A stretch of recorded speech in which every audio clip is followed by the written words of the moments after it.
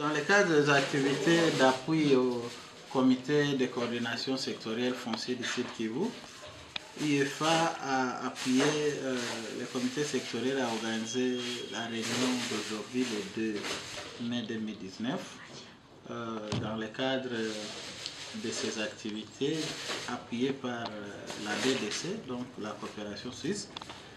Et à cette activité, il était question d'essayer d'analyser quelques points à l'ordre du jour, notamment le degré de mise à niveau de tous les acteurs du Sud Kivu sur le processus de la réforme foncière et notamment l'analyse des grandes options qui ont été adoptées pendant le forum interprovincial sur les documents de politique nationale, mais aussi essayer d'analyser ensemble les activités qui ont été planifiées par IEFA dans le cadre de l'appui au comité de coordination sectorielle du foncier au Sud Kivu. Il s'agissait d'abord de faire un compte rendu sur la réunion précédente, d'essayer d'analyser les modalités de renforcement du document de politique nationale. Ensuite, il fallait analyser la possibilité d'installer le bureau de coordination de la CONAREF au niveau du Sud Kivu, mais aussi essayer de revoir les documents de planification pour l'adapter aux réalités actuelles par rapport aux activités appuyées par l'IEFA. Donc c'est ça. Aujourd'hui, nous pensons que les résolutions qui ont été adoptées par les participants nous permettent d'avancer pour les activités restantes, notamment pour la planification.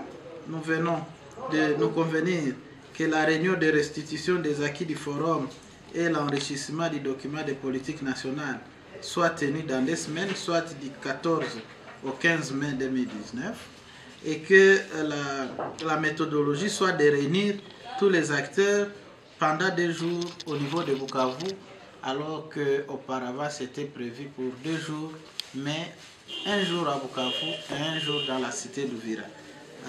Cette option qui vient d'être levée nous permet aussi de revenir sur notre planification, mais aussi sur notre terme de référence par rapport aux activités.